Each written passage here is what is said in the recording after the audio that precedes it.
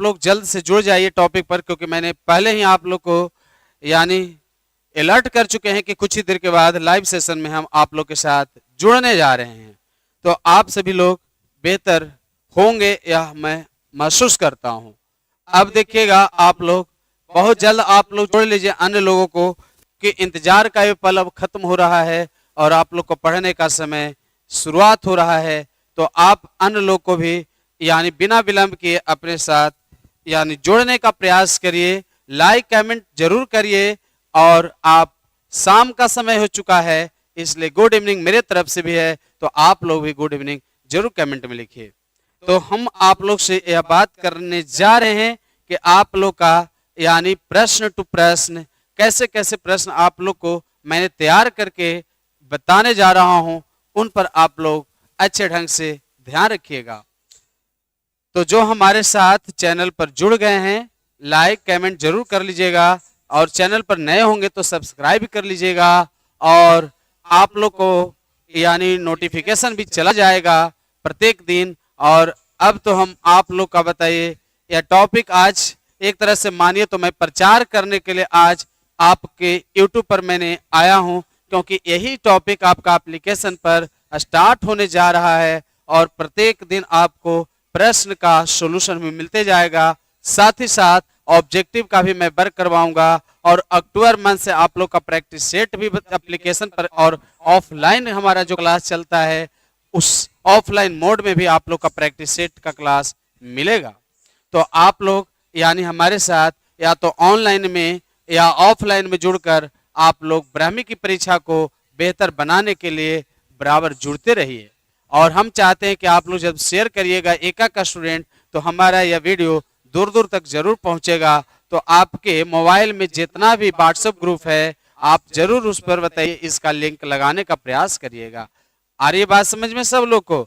तो आज हमारे साथ जो लोग जुड़ गए हैं मैं आप लोग से यानी बात करता हूं और बढ़ता हूं अब अपने आगे टॉपिक की ओर। मैं आप लोग को बताना चाहूंगा कि सबसे पहले जो आप यहाँ हम सब लोग जो यहाँ देख रहे हैं टॉपिक वह जीव है।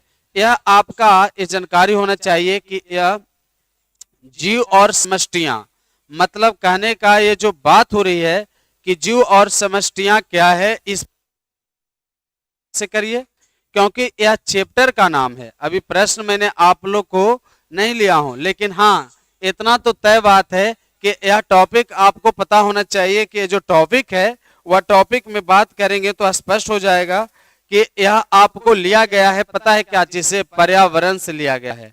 तो आप लोग को ये पता होना चाहिए कि हम आप लोग को जो एप्लीकेशन पर आ रहा हूं पर्यावरण के लिए आप लोग को जोड़ना चाहूंगा। और पर्यावरण में जो 4 चैप्टर है, क्योंकि मैंने और चैप्टर को ऑफलाइन में भी पढ़ाया हूं, तो मैंने पर्यावरण से आगे बढ़ना चाहूंगा। और पर्यावरण में जो 4 चैप्टर है मैं इन 4 चैप्टर को पहले टच करूंगा, सीरियल बाय सीरियल, प्रश्न टू प्रश्न, और वहां से भी आप तैयारी कर लेंगे तो ब्राह्मी का परीक्षा आपके लिए बेहतर होगा।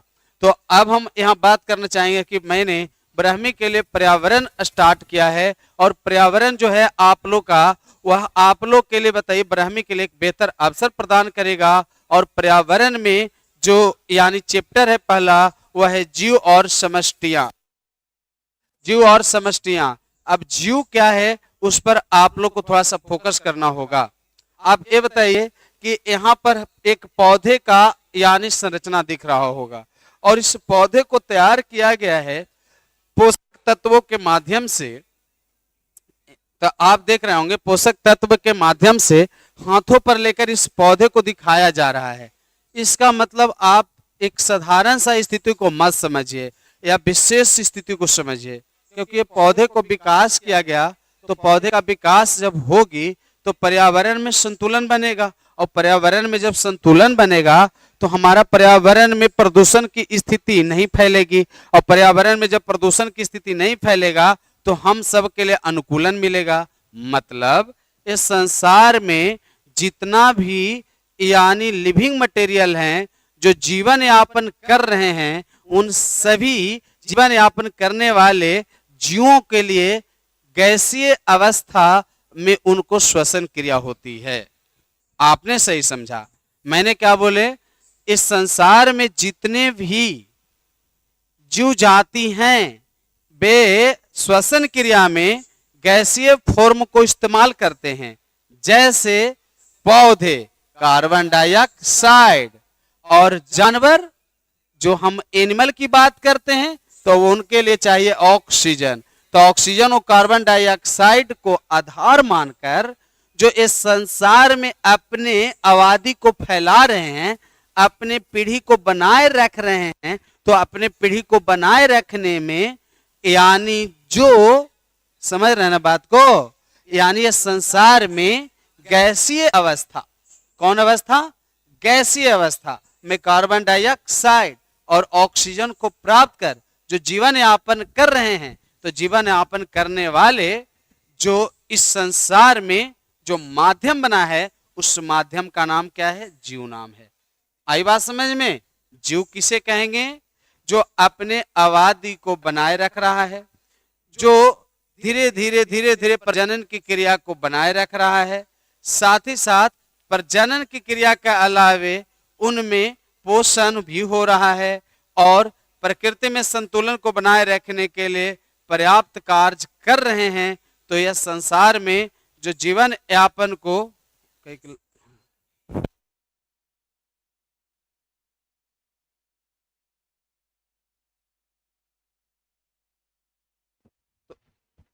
तो ऐसे में आप लोग को ये समझने की बात है कि पर्यावरण में चाहिए कार्बन डाइऑक्साइड और चाहिए ऑक्सीजन।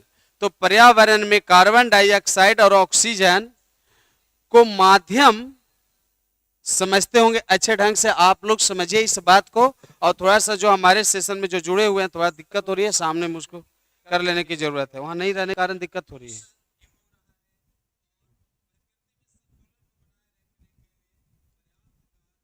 चलिए आप लोग जुड़ गए हैं अच्छे ढंग से, मैं आप लोग को देख रहा हूं कि मेरे साथ आप लोग अच्छे ढंग से जुड़े हुए हैं। ठीक है, थोड़ा सा सामने वाला में लाइव लगा देना है। तो हम आप लोग को बता रहा हूं कि वातावरण में कार्बन डाइऑक्साइड और ऑक्सीजन को माध्यम मानकर जीवन यापन करने के लिए प्रयुक्त होने वाले जो हमारे, आप यहां पर यह भी समझ सकते हैं कि यानी बायोटेक्नोलॉजी में भी आप लोग से बताया जाता है कि बायोटेक्नोलॉजी में भी पौधे को विकास करवाई जाती है। तो पौधे का विकास बायोटेक्नोलॉजी में भी जब करवाई जाती है तो किस लिए करवाई जाती है बायोटेक्नोलॉजी में पौधे का विकास? ताकि यानी पौधे हमारा भोजन का आधार रहे, साथ ही साथ वातावरण में संतुलन को बनाए रखने का आधार बने। तो आप लोग सही समझ रहे हैं, क्योंकि पर्यावरण आधारित है क्या चीज पर? यानी हम सभी जैसे प्राणियों पर एवं पादपों पर। तो आप लोग याद रखिएगा, प्राणियों एवं पादपों के बीच का जो कड़ी होती है, तो प्राणियों और पादपों के बीच जो कड़ी होती है उसी का नाम है पर्यावरण। पर्यावरण में कार्बन डाइऑक्साइड और ऑक्सीजन आधार होती है, और कार्बन डाइऑक्साइड और ऑक्सीजन को आधार मानकर समस्त जीव जाति विकास क्रिया करते हैं, और ये सब जीवधारी जब विकास क्रिया करते हैं तो हमारा पीढ़ी बरकरार रहता है। तो आप लोग को मैं अपने टॉपिक में जोड़ करके यह बताना चाह रहा हूं कि आप लोग जीव के बारे में अच्छे ढंग से समझिए। तो जीवों को हम लोग कितने वर्गों में रखे हैं? 2 वर्गों में। अब यहां समझ जाइए, जीवों को 2 वर्गों में रखे हैं, एक तो हरे पौधे हो गए और दूसरा जानवर हो गए। हरे पौधे वो जो पोषण के लिए कार्बन डाइऑक्साइड, और जीव वो जो पोषण के लिए ऑक्सीजन। तो संसार में जितने भी आप सब लोग सुनिए, इस संसार में जितने भी जीव हैं उन जीवों को कितने वर्गों में रखा गया? 2 वर्गों में रखा गया। एक वर्ग है जानवरों की यानी जंतुओं की, और दूसरा वर्ग है क्या चीज? पादपों की। तो जंतुओं और पादपों के विकास में गैसीय अवस्था में है कार्बन डाइऑक्साइड और ऑक्सीजन। कार्बन डाइऑक्साइड हरे पौधे के लिए आवश्यक है, तो ऑक्सीजन जीवधारियों के लिए आवश्यक यानी जंतुओं के लिए आवश्यक है। क्लियर हो रही है? अब इन जंतुओं से जब आप बात करिएगा तो यह जंतु बिल्कुल बताएंगे कि हमारी यानी आबादी बना रहे, यानी आबादी को बनाए रखने के लिए क्या करते हैं? अपने शिशुओं को जन्म देते हैं। तो ये अपने शिशुओं को जब जन्म देंगे, तो शिशुओं को जब ये जन्म देंगे तो शिशुओं को जन्म होना यानी उनकी आबादी का मेंटेनेंस होना। और आप बिल्कुल जानते होंगे कि हमारी देश में स्वतंत्रता प्राप्ति के समय की आबादी और आज की आबादी में कई गुना वृद्धि हुआ है। स्वतंत्रता प्राप्ति के समय हमारे यहाँ आबादी बिल्कुल कम था और आज हमारी आबादी काफी विकास कर गया। आज हमारी आबादी ज्यादा बढ़ चुका है और आज हमारी जब आबादी बढ़ चुका है तो सभी को भरण पोषण के लिए हम लोग खेती बाड़ी को कृषि कार्य के रूप में मानते हैं। तो कृषि कार्य के रूप में खेती बाड़ी को साधन मानते हैं। तो ऐसे में इस समझने की बात यह है कि आप लोग को पता चल गया होगा कि इस संसार में जितना भी जीवधारी हैं उन सभी जीवों को कितने वर्गों में, हाँ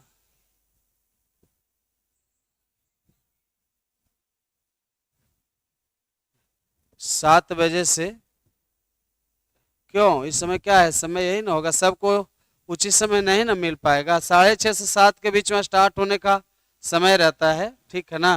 पढ़िए आराम से, उसके बाद बात करते हैं। तो मैंने क्या बोला, सुनिए। मैंने बोला कि संसार में जितने भी जीव हैं उसके 2 वर्ग हैं, यानी पौधे और प्राणी। प्राणी के लिए ऑक्सीजन और पौधे के लिए कार्बन डाइऑक्साइड। और ये सभी अपने जाति को बनाए रखते हैं और अपने ही जैसे जीवों को जन्म देते हैं। तो जीवों को जन्म होना उनकी क्या कहलाएगा, कहलाएगा। क्लियर हो गए। तो आपने इस चैप्टर को अच्छे से समझा है। कैसे समझा है, इस संसार में 2 तरह की कड़ी है, पौधे और जानवरों की। पौधे और जानवरों का होना जीव कहलाएगा और इनकी आबादी यानी इनसे नए जीवों को आना इनकी आबादी कहलाएगा। क्लियर हो रहा है बिल्कुल आप लोग को, कोई दिक्कत नहीं हो जाएगा आप लोग को। हाँ मुझे पहचानते हैं सर 11 क्लास, हाँ रणविजय पहचान रहे हैं, बिल्कुल पहचान रहे बाबू, टेंशन नहीं लेनी है, पढ़ाई आराम। तो यानी आपको ये भी पता है कि आप बताइए जब है तो आप अपने ही जैसे शिशुओं को जन्म देंगे और वो शिशुओं का जन्म होगा, एक होगा, फिर वो अपने ही जीवों को जन्म देगा, फिर वो जीव देगा, यानी पीढ़ी दर पीढ़ी जो हमारी जो जीव जन्म लेंगे यही जीवों का जन्म होते जाना क्या कहलाएगा, आबादी कहलाएगा। अच्छा आप यहाँ पर ये देख सकते हैं, आप लोग अच्छे से समझ सकते हैं। कहता है कि इसमें पहला आप लोग को समझने की जरूरत है, यहाँ पर इकोलॉजी लिखा हुआ है। अब बताइए तो इकोलॉजी जो आप लोग को समझने की जरूरत होगी कि इकोलॉजी क्या है, और इकोलॉजी आप लोग को समझना होगा, है नहीं। इकोलॉजी क्या है, एक आएगा आपको इकोसिस्टम और एक है इकोलॉजी। अब बताइए इकोलॉजी का मतलब होता है पारिस्थितिकी। पारिस्थितिकी क्या है सो समझिएगा, परिभाषा में आप लोग को बोल रहा हूं, यानी मैं और हमारे चारों ओर का वातावरण। अच्छा से समझ रहे हैं, आप जिस घर में रहते हैं उस घर का वातावरण आपके अनुकूल होता है। तो आप और आपके आवासीय क्षेत्र, समझ रहे हैं ना।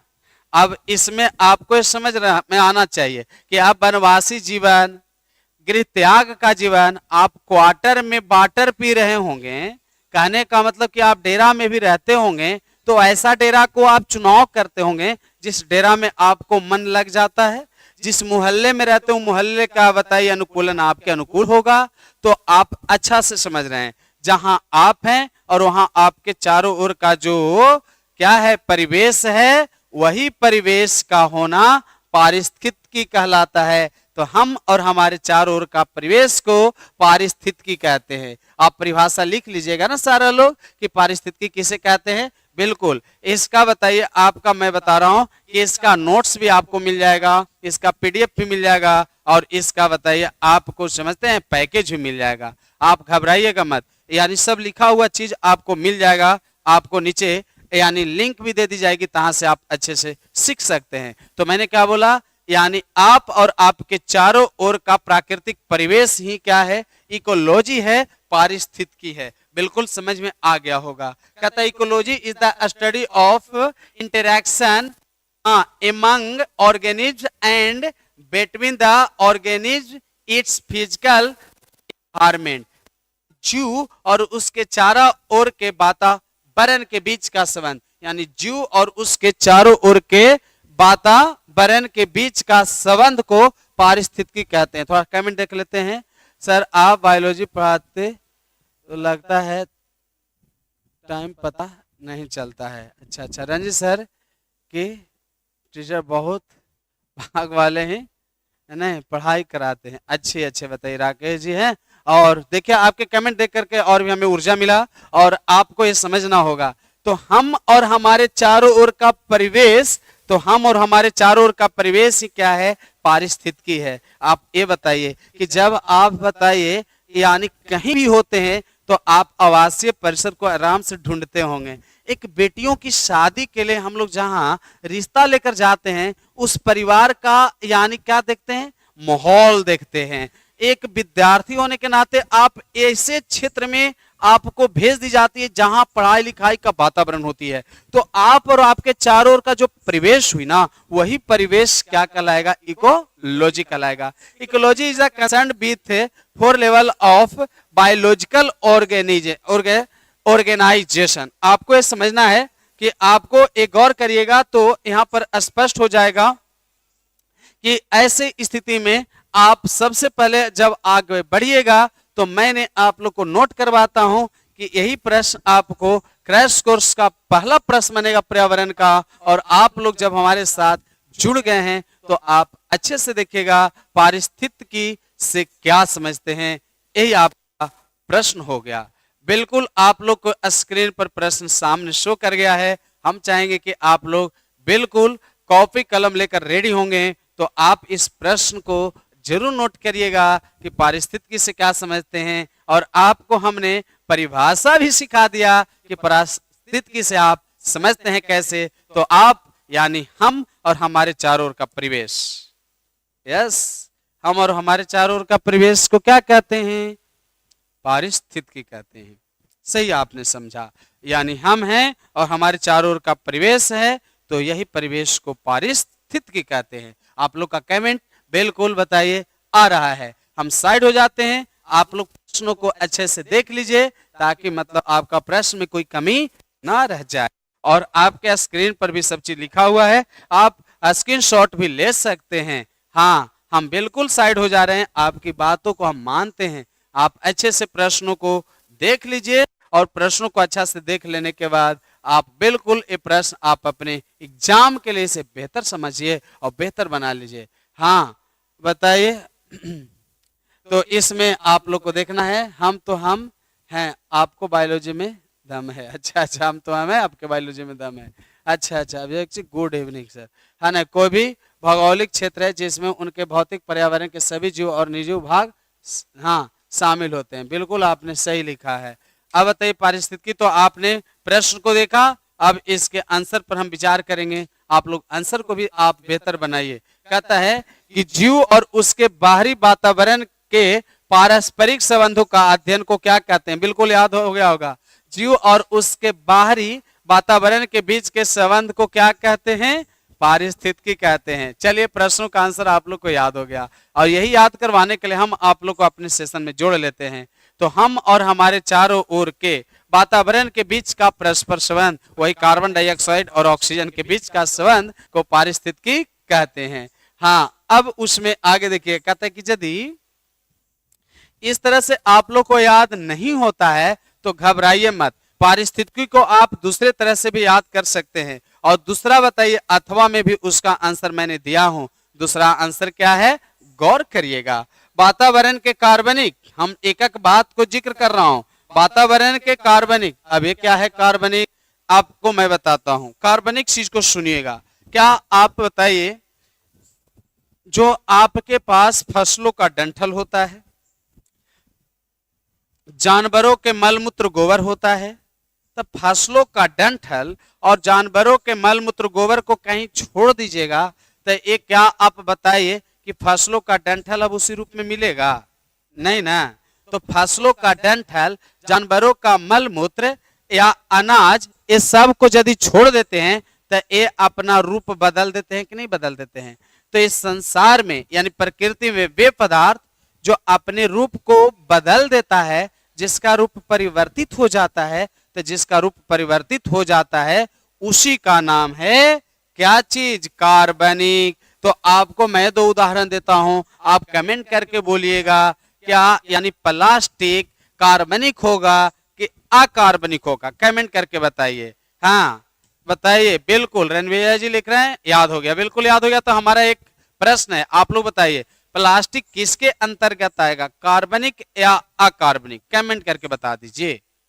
मैंने बोला है ना, आज बहुत लोग जुड़े हुए हैं लाइव क्लास में। अच्छा अच्छा, आप लोग का यानी बताइए, बिल्कुल आप लोग का मेहनत, आप लोग का बताइए समय, और आप लोग बताइए बिल्कुल ऐसा करिएगा तो फिर कमी नहीं रहेगा लाइव सेशन में आने वाले को, समझे ना? हाँ बताइए, ऐसे में गौर करिएगा। प्रश्न हमने आप लोग को दिया है, यानी बताइए अकार्बनिक। बिल्कुल कृष्णा जी आपका आंसर आ गया अकार्बनिक, बिल्कुल अकार्बनिक अकार्बनिक अकार्बनिक। जो सड़ता गलता नहीं हो उसका नाम है अकार्बनिक। स्वास्थ्य गुप्ता का आ रहा है अकार्बनिक, सही आपने आंसर चुना है।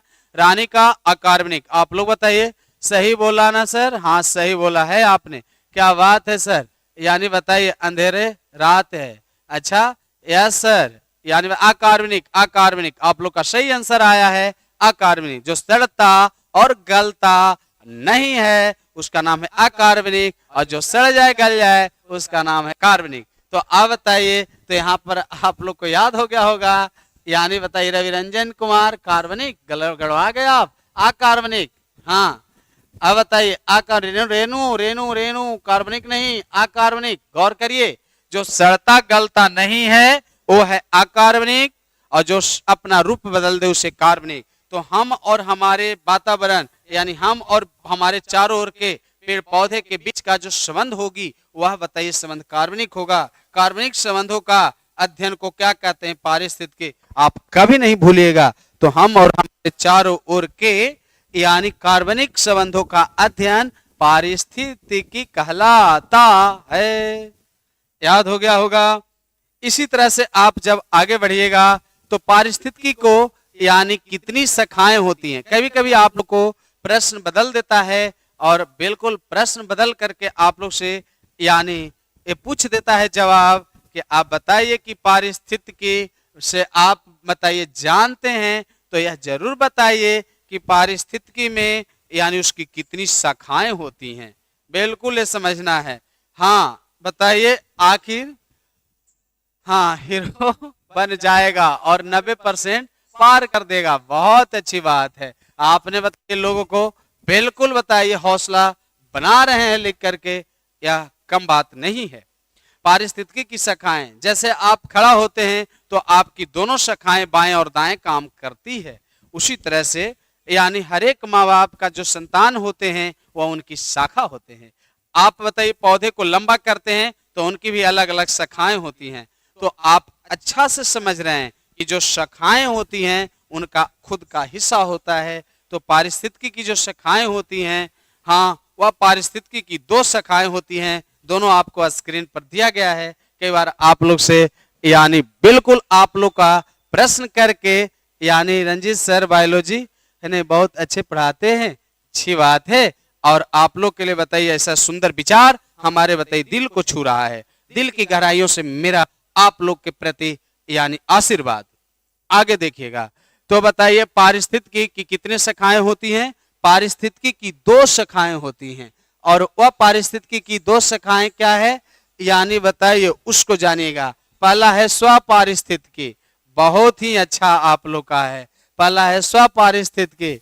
अब बताइए और बताइए आने वाले बताइए इसमें एक गौर करिएगा कि आखिर स्वपारिस्थितिकी क्या है, उस पर आप लोग को मैंने बता रहा हूं। स्वपारिस्थितिकी, पारिस्थितिकी की 2 शाखाएं हैं, और एक है आपको पपाया बहुत टकराते हैं। अच्छा अच्छा आपको पढ़ाया, अच्छा अच्छा कंपटीशन में टकराता है। अच्छा अच्छा अच्छा अच्छा सही बात है, आना चाहिए है नहीं, मैं भी ये कामना करता हूं। तो पारिस्थितिकी के 2 शाखाएं हैं, स्वपारिस्थितिकी और समुदाय पारिस्थितिकी। नाम से पता चल रहा होगा। हाँ बिल्कुल। और आखिर इसमें बताइए 100% लाना है। बिल्कुल यानी आपका कहना सही है। तो मेरा मकसद है कि आप अच्छा करिए। देखिए पारिस्थितिकी की 2 शाखाएं क्या है उस पर मैं बात कर रहा हूं। स्वपारिस्थितिकी क्या बतलाता है? जब आपको ये पता है कि एक साधु संत महात्मा ऋषि ना यानी आपके गांव मोहल्ले में दो तरह के लोग रहते होंगे, और आपके गांव मोहल्ले में जब दो तरह के लोग रहते हों, कुछ लोग देखते होंगे कि कुछ लोग होते हैं कि सेल्फ जीवन व्यतीत करते हैं, ना उनको बताइए परिवार से मतलब, न घर दरवाजे से मतलब, बस जहां जितना मिल जाए उतना खा करके वो मस्ती से जीवन बिताते हैं। बिल्कुल वो अकेले ही रहना चाहते हैं।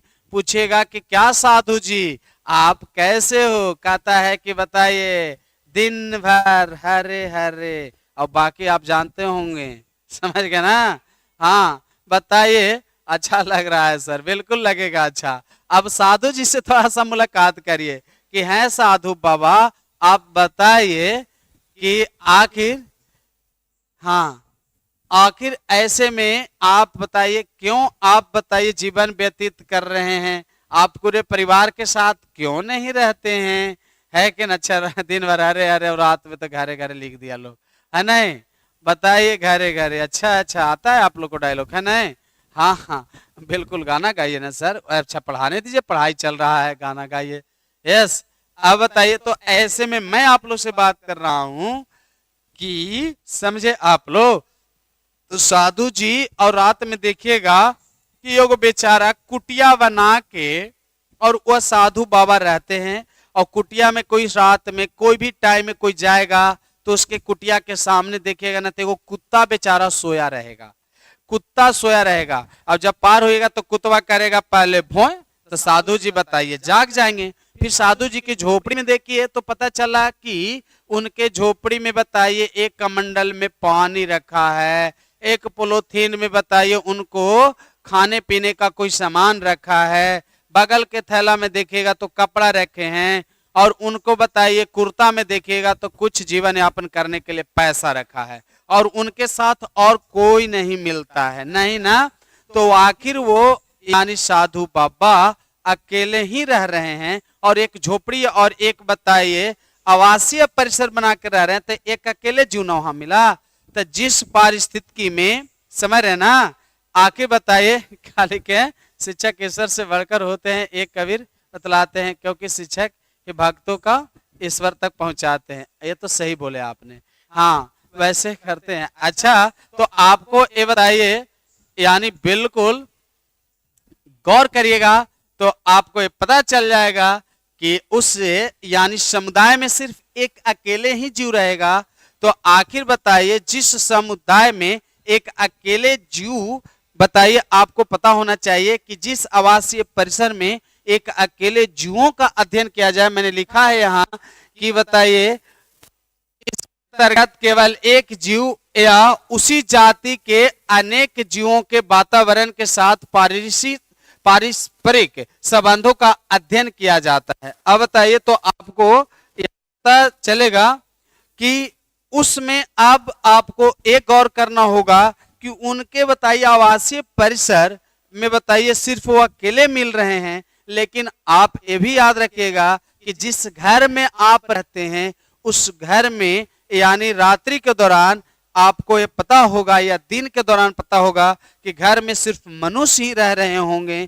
तो आखिर मनुष्य कहने का मतलब है कि यदि मनुष्य की कंपैरिजन मनुष्य करिए, वहां पर एक जानवर को रहने मत दीजिए, पौधे को रहने मत दीजिए, कीड़े मकोड़े को रहने मत दीजिए, तालाब की मछलियां तालाब में रहे, उभयचर स्थल और जल में रहे तो उभयचर भी जगह पर न रहे, है नहीं।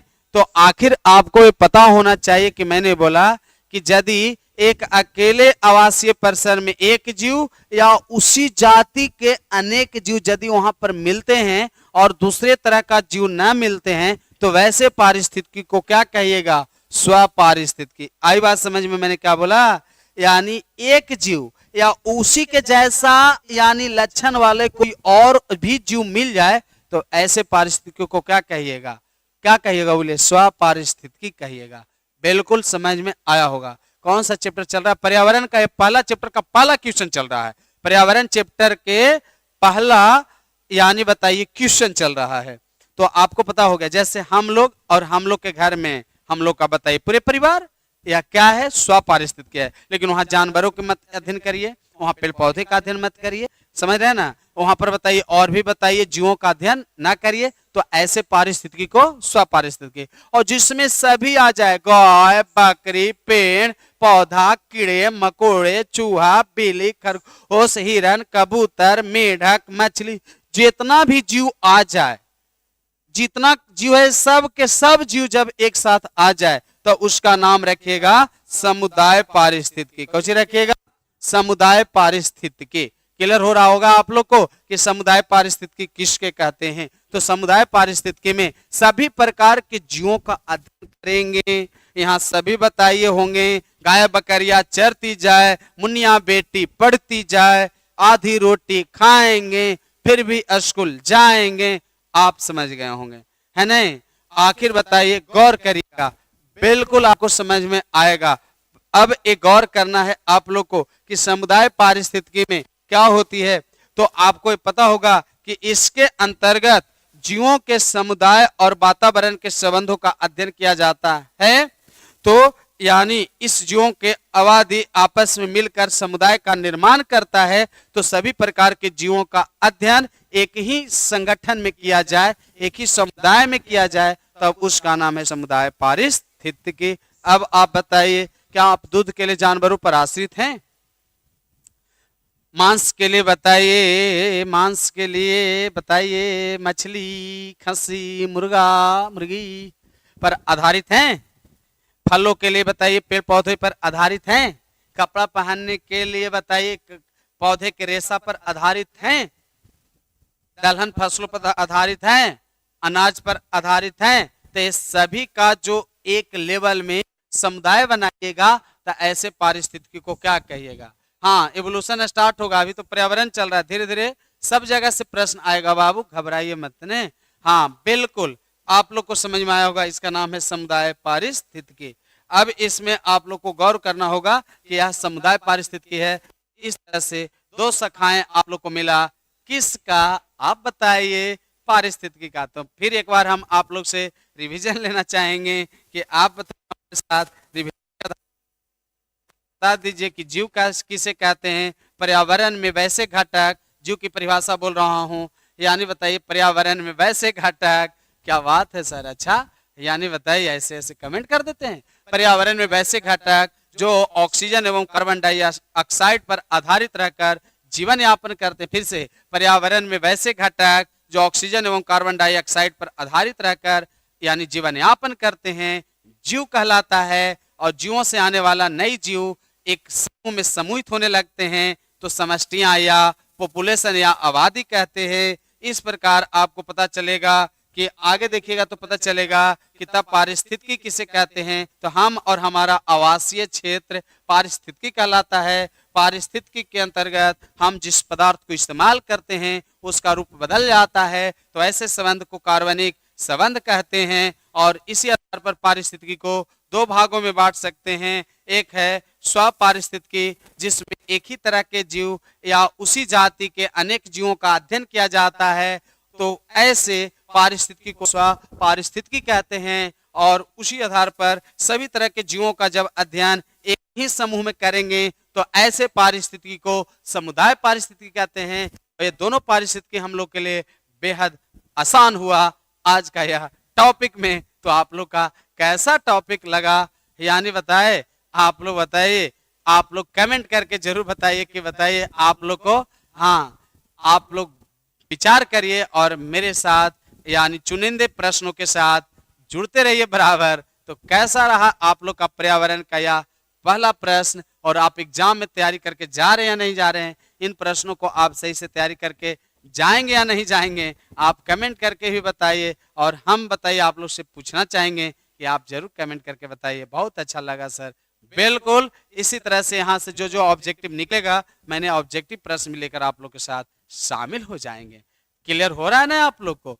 हाँ बिल्कुल। हमारे सेशन में कोई बोल रहे थे कंप्लीट लेक्चरल मिलेगा, मिलेगा, कंप्लीट लेक्चरल में मिलेगा, घबराइए मत, है कि नहीं? तो हम आप लोग से विचार करना चाहेंगे कि आप प्रत्येक दिन ऐसे जुड़ जाइएगा। और यह टॉपिक जिनको छूटा होगा उनको बोलेगा ऑनलाइन स्टडी करना है, बिल्कुल ऑनलाइन स्टडी करिए। आपको मैं लिंक भेज दूंगा ग्रुप में आपका, या फिर बताइए हमारा